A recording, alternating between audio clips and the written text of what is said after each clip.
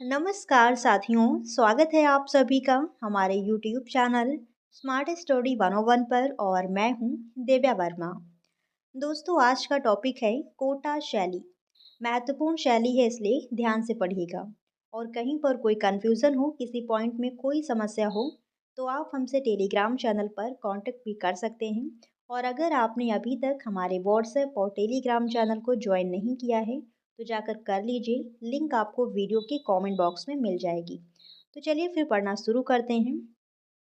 जैसा कि आपको पिछली क्लास में बताया गया था कि हड़ौती शैली से आपको दो टॉपिक पढ़ने हैं, यही आपके सिलेबस में है। पहला बूंदी कलम, दूसरा कोटा कलम। कलम की जगह पर ये लोग स्कूल भी लिख देते हैं, शैली भी लिख देते हैं। तो इसमें आपको कंफ्यूज नहीं होना है, चाहे कलम लिखें, चाहे शैली लिखें, चाहे स्कूल लिखें, एक ही बात है। बूंदी शैली को हम पिछली क्लास में डिस्कस कर चुके हैं, तो यहाँ पर इसका कोई जिक्र नहीं होगा। आज हम बात करेंगे कोटा शैली के बारे में। कोटा शैली क्या है, क्या इसका इतिहास रहा और इसकी क्या विशेषताएं हैं, कौन से चित्रकारों ने कोटा शैली के अंतर्गत काम किया है और कोटा शैली के कौन कौन से प्रमुख चित्र हैं। तो हर एक पॉइंट आपको डिटेल से समझाया जाएगा। तो यहाँ पर पहला पॉइंट है स्थिति एवं नामकरण, यानी कोटा कहाँ पर स्थित है और इसका जो नामकरण है, यानी कोटा नाम कैसे पड़ा, इसके पीछे क्या कारण थे। तो चलिए एक एक करके सभी पॉइंट्स को डिटेल से समझते हैं। बूंदी से 32 किलोमीटर दूर बसा यह नगर आज राजस्थान के समृद्ध नगरों में से एक है। यानी बूंदी से लगभग 32 किलोमीटर की दूरी पर कोटा राज्य है। पहले तो खैर ये राज्य हुआ करते थे, अब ये राज्य नहीं है, अब ये नगर है और राजस्थान के समृद्ध नगरों में से एक गिना जाता है। कोटा शैली सन 1952 तक अज्ञात थी, यानी 1952 से पहले इसके बारे में कोई जानकारी नहीं थी। फिर क्या होता है, 1952 में कर्नल टीजी गेयर एंडरसन ने जब अपना निजी संग्रह, यानी जो खुद का संग्रह था, वो विक्टोरिया एंड एल्बर्ट संग्रहालय लंदन को भेंट करते हैं, तो उस संग्रह से कुछ चित्र बूंदी से बिल्कुल भिन्न तर्ज में पाए गए। यानी कि जो इनका खुद का संग्रह था, जो इन्होंने खुद संग्रह करके कुछ चित्रों को रखा था, वो जब ये कहाँ भेजते हैं, विक्टोरिया एंड अल्बर्ट संग्रहालय लंदन को, तो वहाँ पर इन चित्रों की अच्छे से जांच होती है और वहाँ पर क्या देखा जाता है कि कुछ चित्र बूंदी शैली से बिल्कुल भिन्न तर्ज पर हैं, यानी उनकी विशेषताएं बूंदी से अलग हैं। तभी से यह माना गया कि प्रारंभ में बूंदी शैली से पल्लवित कोटा चित्रण बूंदी के समान था, किंतु 17वीं शताब्दी के अंतिम चतुर्थांश से कोटा शैली का अपना निजस्व उभर कर आ गया। निजस्व उभर कर आ गया, यानी कि जो कोटा शैली है उसका स्वतंत्र अस्तित्व सामने आ गया। तो इस प्रकार से कोटा शैली की शुरुआत हुई। फिर आगे समझिए इसका नामकरण कैसे हुआ। बूंदी के राव समर सिंह के समय में चंबल के दाहिने किनारे पर भीलों का राज्य था, जिसका जो नेता है वो कोट्या था। इसी से इस क्षेत्र का नाम कोटा पड़ गया। तो राव समर सिंह के समय में चंबल के दाहिने किनारे पर एक भीलों का राज्य था और उस राज्य का जो नेता था उसका नाम था कोट्या। तो कोट्या के नाम से ही उस क्षेत्र का जो नाम है वो कोटा पड़ गया और वर्तमान में भी आप इसे कोटा नाम से जानते हैं। अब समझिए अगला पॉइंट आता है ऐतिहासिक काल वृत्त, यानी यहाँ पर कौन कौन से राजा हुए, किसने कला को बढ़ावा दिया, किसके समय में कला से संबंधित क्या काम होता है, तो वो चीज़ें यहाँ पर हम डिस्कस करते हैं। बूंदी राज्य के नरेश राव रतन सिंह के द्वितीय पुत्र माधो सिंह हाड़ा की वीरता और दूरदर्शिता से प्रसन्न होकर शाहजहां ने हड़ौती क्षेत्र के कुछ भाग उसे जागीर के रूप में दे दिए, जिसके परिणाम स्वरूप ही 1625 में कोटा राज्य की स्थापना हुई। और राव माधो सिंह मुगल दरबार के महत्वपूर्ण शक्तिशाली सेनापति थे, जिन्होंने कटक से लेकर सिंधु नदी तक मुगलों की ओर से महत्वपूर्ण लड़ाइयाँ लड़ी, साथ ही अपने राज्य को भी स्थायित्व प्रदान किया। तो यहाँ पर कुछ शुरुआती चीज़ें दी हुई हैं कि कोटा की स्थापना कैसे हुई, किसने की, वो चीज़। आगे समझिए राव माधो सिंह के बाद उनका जो पुत्र है राव मुकुंद सिंह, ये गद्दी पर बैठा यानी राजा बना। इन दोनों राजाओं ने कोटा के स्थापत्य और कला को बढ़ावा दिया। यानी जो राव माधो सिंह हैं और उनका पुत्र राव मुकुंद सिंह, इन दोनों ने कोटा के स्थापत्य में और उसकी कला में अपना योगदान देते हैं। किंतु इनके समय की चित्रकला पर बूंदी कलम का ही प्रभाव था। यानी पहले से जो बूंदी शैली चल रही थी, उसी का प्रभाव यहाँ पर जो स्थापत्य में काम हुआ या फिर जो कला में काम हुआ, उस पर बूंदी शैली का ही प्रभाव दिखाई पड़ता है।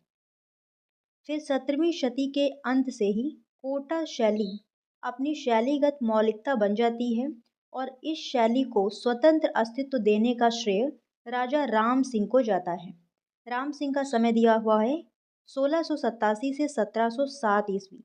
तो इनके समय में जो कोटा शैली है उसका स्वतंत्र अस्तित्व सामने आता है। उनके समय के कुछ चित्र नगरपालिका संग्रहालय इलाहाबाद में संग्रहित हैं। यानी राम सिंह के समय के जो कुछ चित्र हैं वो नगरपालिका संग्रहालय इलाहाबाद में संग्रहित हैं। फिर इनके बाद में महारावल भीम सिंह के समय में कोटा में वल्लभ संप्रदाय का विशेष प्रभाव था। वल्लभ संप्रदाय का विशेष प्रभाव था किसके समय में? महारावल भीम सिंह के समय में। कोटा में मथुरेश जी का स्वरूप प्रधान चुका था और श्रीनाथ जी की मूर्ति मेवाड़ से पूर्व कोटा भी आई थी। अतः इसी से कोटा वल्लभों का प्रमुख केंद्र बन गया। अब समझिए यहाँ पर जो महारावल भीम सिंह हैं, इनके समय में जो वल्लभ संप्रदाय है इसका यहाँ पर बहुत अधिक प्रभाव था, जिसके कारण क्या होता है, यहाँ पर जो राधा कृष्ण हैं उनसे संबंधित चित्र बनाए जाते हैं। यहाँ पर आप देख पा रहे हैं मथुरेश जी का स्वरूप पधार चुका था। मथुरेश जी का मतलब भगवान कृष्ण का, और जो श्रीनाथ हैं ये भगवान कृष्ण का ही एक रूप है। महारावल भीम सिंह जी ने 12 में सांवला जी का मंदिर बनवाकर अपने सर्वस्व को उन्हीं के चरणों में निछावर कर दिया। यानी ये कृष्ण के भक्त थे। और जो कोटा का नाम है वो नंदग्राम रख दिया। महारावल स्वयं का नाम कृष्णदास रख लिया। महारावल स्वयं ने मतलब खुद का नाम इन्होंने क्या रख लिया? कृष्ण का दास, कृष्ण का नौकर। ठीक है, खुद को कृष्ण का दास या फिर कृष्ण का नौकर समझने लगे क्योंकि ये कृष्ण के बहुत बड़े भक्त थे। अतः इस समय के चित्रों में कृष्ण विषयक अनेक चित्र बने। महारावल भीम सिंह के समय में कृष्ण से संबंधित बहुत सारे चित्रों का निर्माण होता है और यह चित्रण परंपरा महारावल अर्जुन सिंह के समय में भी चलती रही। कोटा राजकीय संग्रह में उनके समय के अनेक चित्र उपलब्ध हैं।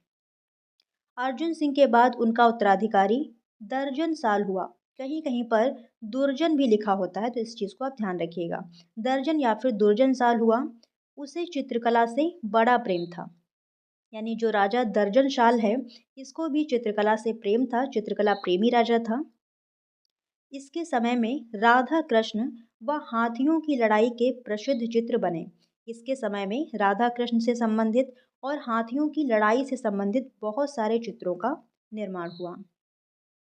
और इसके बाद में अजीत सिंह एवं छत्रसाल शासक हुए। छत्रसाल का समय दिया हुआ है 1759 से 1766 ईस्वी। राजा छत्रसाल के समय कोटा शैली की अपनी निजी पहचान उभर कर आई। जो छत्रसाल हैं ये थोड़ा महत्वपूर्ण रहेंगे क्योंकि इनके समय में जो कोटा शैली है वो अपनी निजी पहचान बनाती है। इससे पहले इस पर बूंदी शैली का प्रभाव था, अभी आपको बताया गया है।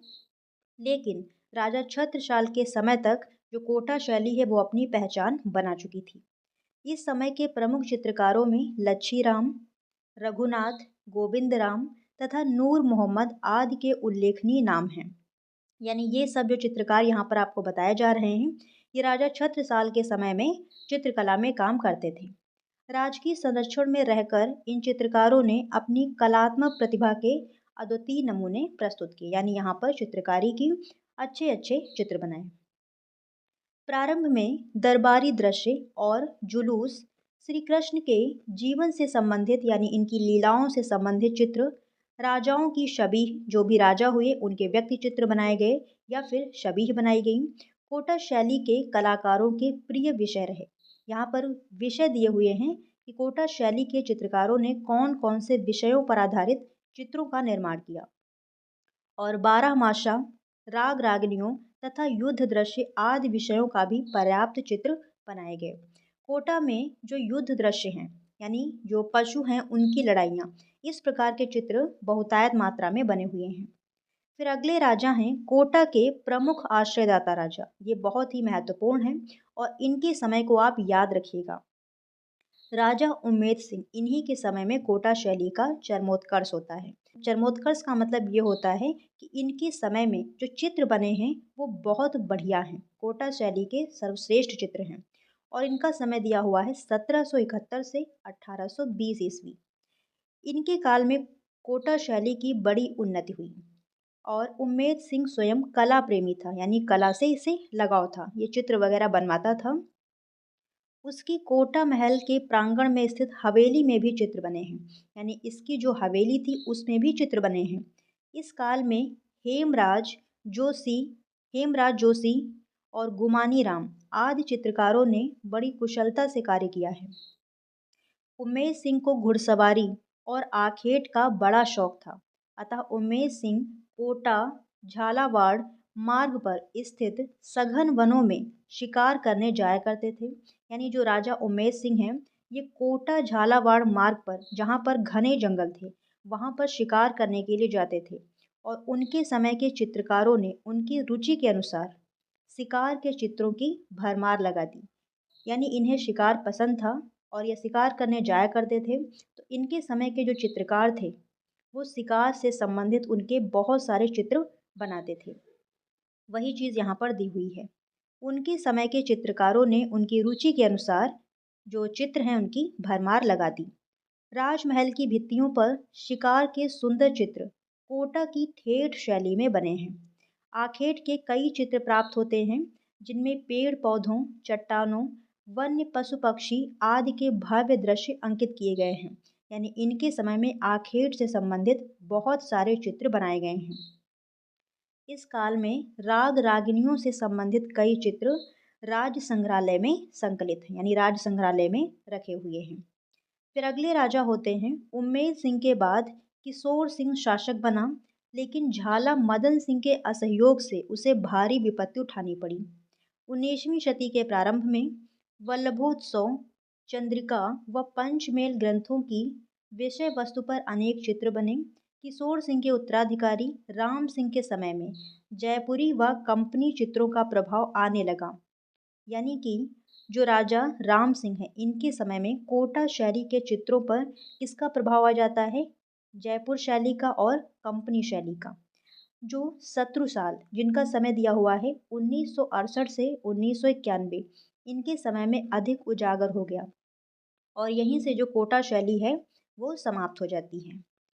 फिर आगे आता है चित्र विवरण। अब यहाँ पर कुछ प्रमुख चित्र प्राप्त हुए हैं जिनके बारे में आप थोड़ा बहुत समझ लीजिए।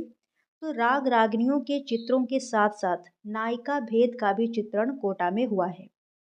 चित्र के मध्य में नायक और नायिका बैठे हैं और नायिका कुछ रूठी हुई है और नायक उसे मना रहा है। ये नायक नायिका भेद वाले चित्र हैं जिनमें एक ऐसा चित्र है, नायिका बैठी हुई है और कुछ रूठी सी लग रही है, नायक उसे मना रहा है। एक सेविका भी है जो पंखा झल रही, यानी पंखा चला रही है। दो सेविकाएं कुछ लेकर जा रही हैं और चित्र में सुनहरे व सफ़ेद रंग का प्रयोग हुआ है। महल और उसकी बुर्जियों पर पताका फहराती हुई चित्रित हुई है। तो ये नायक नायिका भेद वाला चित्र है जिसमें क्या चीज़ें दिखाई गई हैं वो आप यहाँ पर समझ सकते हैं। अगला चित्र है राधा कृष्ण का। इसमें क्या है? राधा कृष्ण का एक चित्र है जिसमें वीणाधारी कृष्ण राधा के पास खड़े हैं। यानी कृष्ण के पास एक वीणा है और वो राधा के पास में खड़े हुए हैं। राधा बैठी हैं। सरोवर में नाव का भी अंकन है और पास में जो सरोवर है उसमें नाव भी बनी हुई है। जबकि कृष्ण व बलराम को पेड़ के नीचे खड़ा दिखाया गया है और सामने एक ग्वाला है। गायें और बछड़े भी हैं। बंदर, मोर और अन्य पक्षी भी चित्रित हैं। फिर ये कोटा का ही एक चित्र है। फिर आगे समझिए, पौराणिक आख्यानों के अंतर्गत यानी जो पौराणिक कहानियां हैं उनसे संबंधित एक चित्र है राम द्वारा हिरण का शिकार करते हुए। ये चित्र बना हुआ है और साथ में लक्ष्मण व हनुमान भी दिखाए गए हैं। फिर नाथद्वारा की तरह कोटा भी पुष्ट मार्गीय वैष्णव संप्रदाय का केंद्र रहा है। अभी आपको बताया गया है। तो यहाँ पर कृष्ण लीला को लेकर कोटा शैली में जो असंख्य चित्र बने हैं वो पुष्टमार्गी भावना से ओतप्रोत हैं।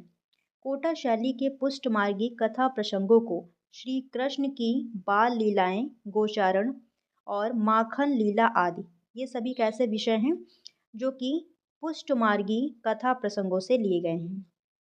अधिकांश रघुनाथ तथा गोविंद नामक कलाकारों ने चित्र के रूप में उजागर किया है। तो जैसा कि अभी आपको ऊपर बताया गया था कि कोटा शैली में कृष्ण से संबंधित चित्र बनाए गए हैं, तो वही चीज़ यहाँ पर दी हुई है। कोटा के उत्कृष्ट भित्ति चित्र आप समझते हैं जो दीवारों पर बनाए जाते हैं। तो भित्ति चित्र हमें कहाँ देखने को मिले हैं? झाला की हवेली, राजमहल, देवता जी की हवेली में देखने को मिलते हैं। तो ये कुछ महत्वपूर्ण भित्ति चित्र हैं। इसके बाद में आते हैं प्रमुख चित्र। तो स्त्रियों द्वारा सिंह का आखेट यानी शेर का शिकार, राम द्वारा हिरण का शिकार अभी आपको बताया गया, चीते का शिकार, हाथियों की लड़ाई, नायिका कांटा निकालते हुए और वीणाधारी कृष्ण तथा राधा। तो ये कुछ कोटा के प्रमुख चित्र थे। अब आती है बूंदी शैली के कोटा शैली के चित्रकार। इसे सही कर लीजिए, यहाँ पर कोटा होगा। तो कोटा शैली के चित्रकार कौन कौन से हैं? कोटा शैली के चित्रकार हैं रघुनाथ, गोविंद राम, लक्ष्मी राम, नूर मोहम्मद, डालू और हेमराज। तो ये सभी कोटा शैली के प्रमुख चित्रकार हैं। फिर आती हैं विशेषताएं। यहाँ पर भी आप कोटा कर लीजिए, कोटा शैली के चित्रों की विशेषताएं। तो कौन कौन सी विशेषताएं हैं ध्यान रखिएगा। विशेषताएं देखिए खूब पूछी जाती हैं और कुछ चीज़ें मेल भी खाती हैं। अभी आप बूंदी शैली पढ़ेंगे, कोटा शैली पढ़ेंगे तो कुछ विशेषताएं मेल भी खाती हैं। तो उनको आप एक साथ याद रखिए जो विशेषताएं एक दूसरे से मेल खाती हैं।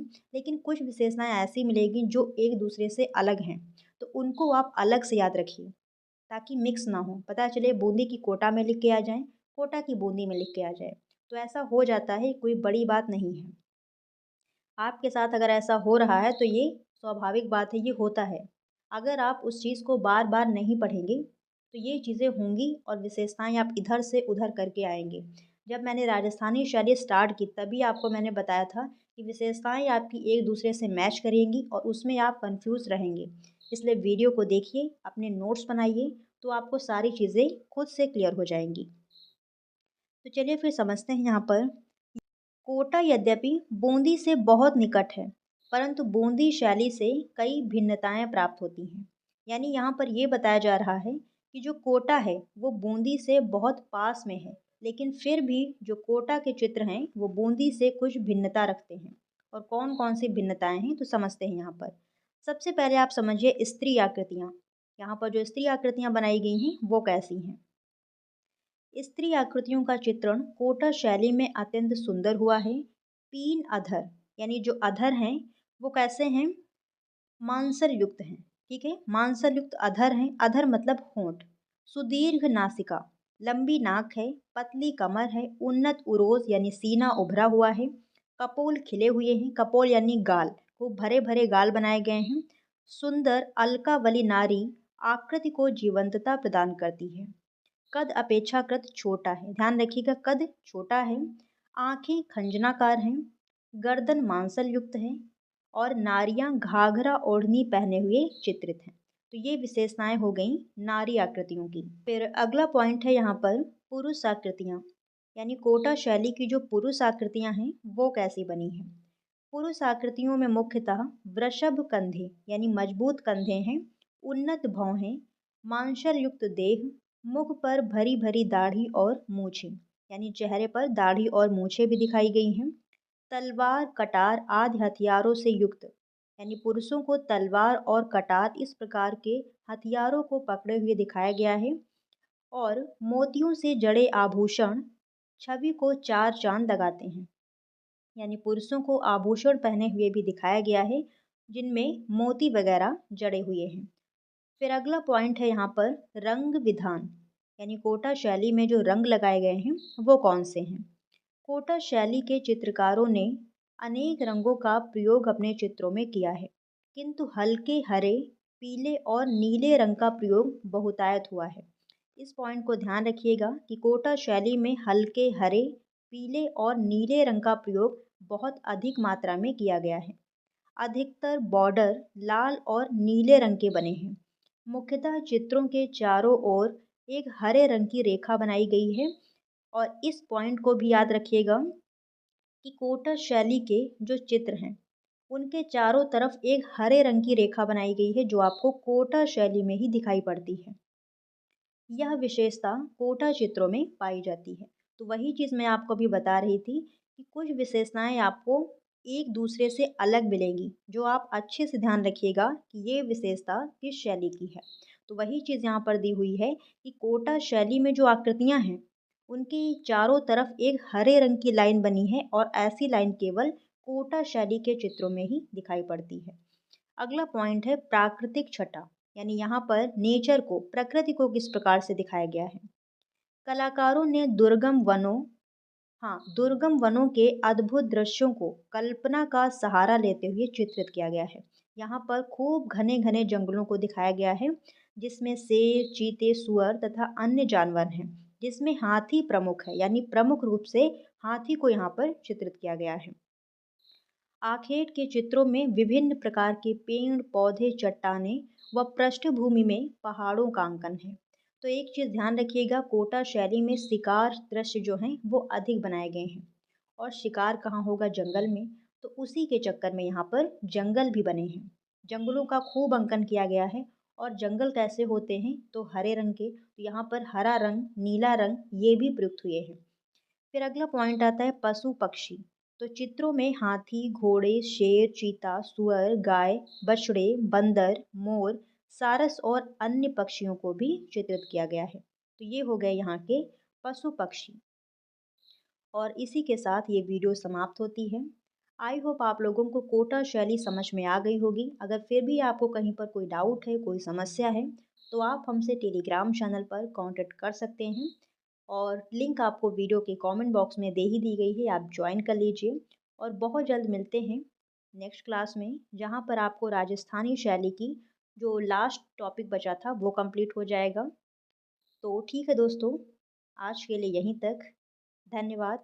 जय हिंद।